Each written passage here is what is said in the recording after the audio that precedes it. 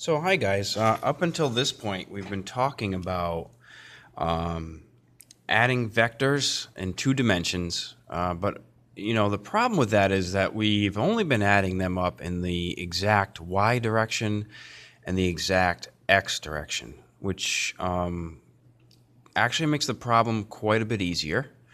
But unfortunately, real life doesn't exist like that, so we're going to take a peek at some vector addition problems that have different angles than the 90 degrees that we've been used to. Okay, so this is adding vectors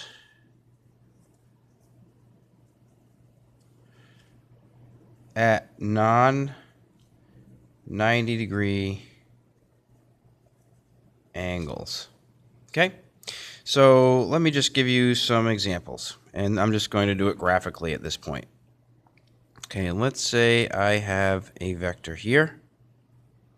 We'll call this 4. Okay, let's say I have a vector here. We'll call this 3. Let's say I have a vector here. We'll call this 4. And let's do just one more. Go on here. We'll call this 4. Okay, so we don't really care what the units are. They could be meters per second, meters, newtons. It doesn't really matter at this point. We've got 1, 2, 3, 4 vectors, and what I'd like to do is add these all up. Now, I could do this graphically, okay, and I could say, all right, get the protractor out, find out, what the angles are here. Find out what the angles are here. Find out what the angles are here. I could do that, and we can actually draw these and add them up. So I'm not going to use the protractor, but I am going to show you that when you add them up, this is vector 1, this added vector 2, from here, vector 3, and then vector 4.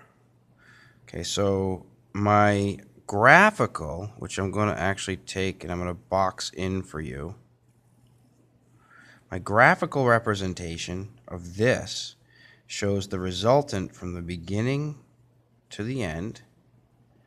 That's the resultant. Now, if I had protractors and rulers and everything else, I could come pretty close and measure that and get the answer, and also take the angle at which that's coming out at. Graphically, it's nice, but if you want more accuracy, you're not going to do it graphically. Okay, what we do is we do something called the component method. Okay, so this is going to seem a bit tedious at first, but let me assure you that it's going to help you solve some of these physics problems that we're going to work on. So here's what we need to do.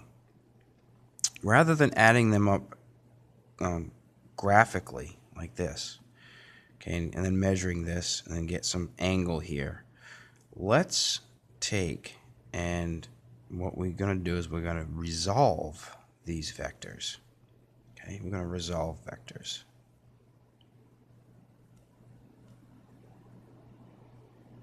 Okay. All right, and when you do that, okay, you want to take and find how much x this has, this has, this has, and this has, and then add them up. Find out how much y this has, this has, this has, and this has, and then add them up. Okay, so we're going to call this x and y. Okay, so let's take a look at our first one. Okay, let's say we have an angle of 30 degrees here. No angle here. Let's say our angle here is 25 degrees.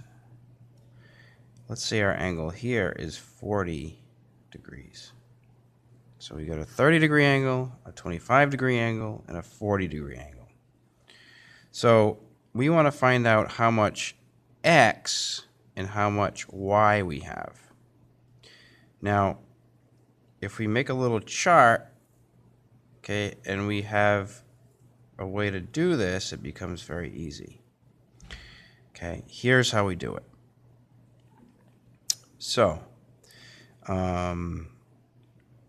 So if we look, and I take this first one, I'll bring it down here. And I will show you what that angle looks like. 30 degrees. Now, how much x does it have? The x is here. How much x is involved there? And then the other question is, how much y is involved here?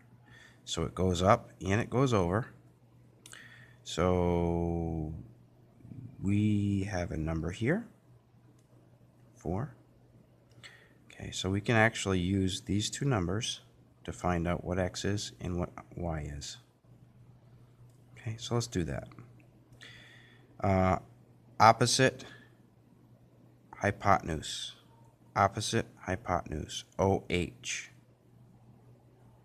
Sine of 30 equals opposite over hypotenuse, y over 4. So y, if you solve for this, okay, take a second to do that. If you want to pause it, you can. But if I solve for that, okay, and I multiply the sine 30 times 4,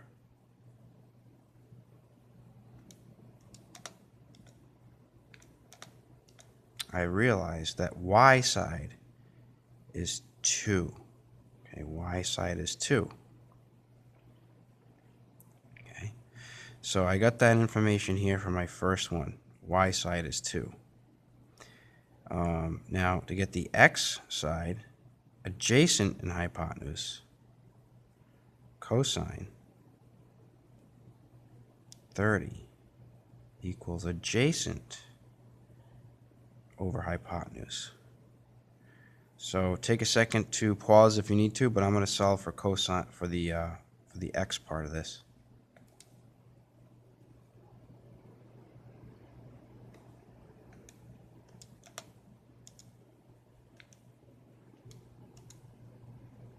I got x being 3.5. So what I've done now is I've taken away this part. I don't need this anymore. And I've got the x part and the y part, and I'm going to add them up here. Now we know that this is positive, so x is 3.5. And then the y part of that is 2. Okay? So you need to do that for each of these and put them in the chart. Okay, I will attempt to fit everything in here and solve. Clean that up a little bit. And then solve for the rest of it. Okay, so I'll show you how we finish this problem off. Okay, so now we're done this one. This one's in there. Okay, we broke it up into its x and y. That's this one and this one. And we're still ended up here, so that's good. We resolved that vector. Okay, so in reality, what we've done is we've given it some x and given it some y. Okay, this one here, we can just look at it and say that how much x is here. If this is at 90 degrees, then that 3 has 0x to it and 3 positive y. Now let's look at this one. Okay, so we're done there. We've resolved it into the x and y components. This one here, okay, is like this. We have a 25-degree angle. Okay, and you're going to notice that there's going to be a pattern here because we're going to relate all our angles to this axis here. Okay, and we do that for a reason. We need to solve for the x-ness, see how much x is there and how much y is there, and realize that they're both going to be negative values just by looking at the picture. So if this is 4, okay, I'm going to look at this and say, well, let's solve for y first. Y. So opposite over hypotenuse, sine 25 equals opposite over hypotenuse, y over 4. And I'll take a second. If you need to pause it, you can. But I'm going to multiply the sine 25 times 4. 1.7. So y equals negative 1.7 because it's going down. Okay. The x is cosine 25 is x over 4. I'm going to solve for that. Okay, so you're going to solve for that one. So cosine of 25 times 4 is x equals negative 3 points. We're going to round it. Negative 3.7. Okay, so I'm going to take this and I'm going to put them up here. So the x would be negative 3.7. The y would be negative 1.7. So these we're putting into the chart. All right, so I'm going to solve, and I'm not going to do this for this one, but I'm going to look at it in terms of, all right, so we did this one, and this one. Now we're going to resolve this one. Okay, so in terms of angles, okay, we're going to look at this. We're going to get some x out of it and some y. The x is going to be positive. The y is going to be negative. So let's just do what we did with these guys. Okay, so all we did was we took, for the x, we did cosine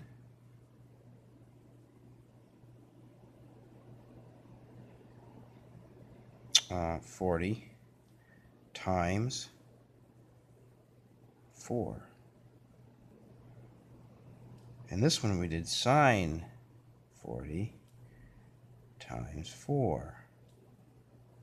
We know that the sine is to measure the y, and the y is negative. So we're going to get a negative number here and a positive number here.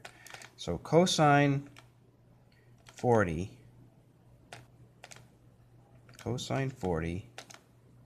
times 4, so I got 3.1.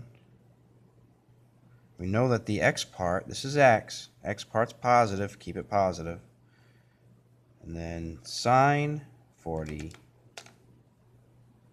times 4 is negative 2.6.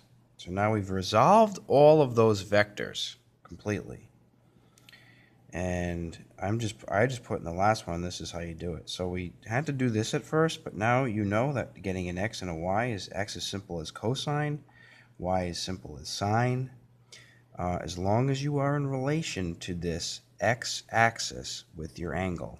If you start using this angle here, you're going to be in trouble. Then you're going to do a little bit more work. You can still do it, but it's a little bit more work. So what I do is I add up all these x's. 3.5 plus 0 plus 0 minus 3.7 plus 3.1.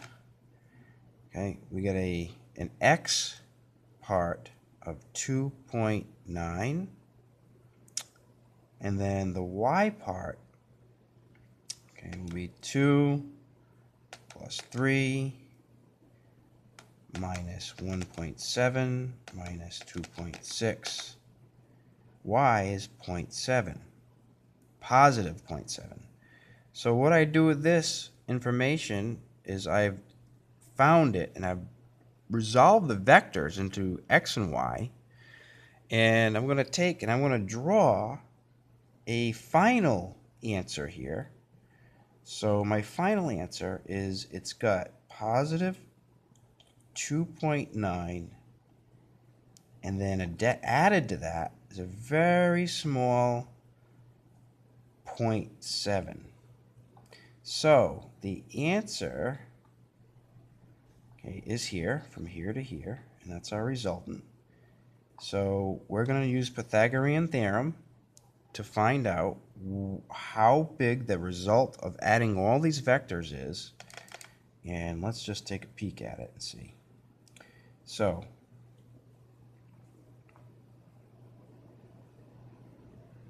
I'll put it over here. So resultant is the square root of 0.7 squared plus 2.9 squared.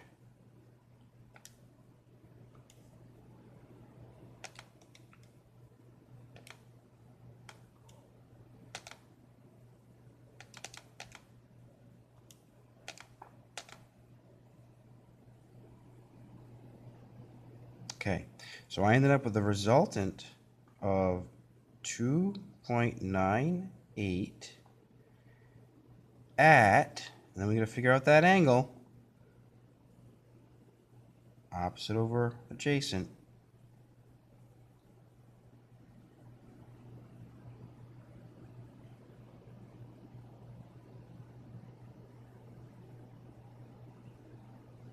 use the tangent function.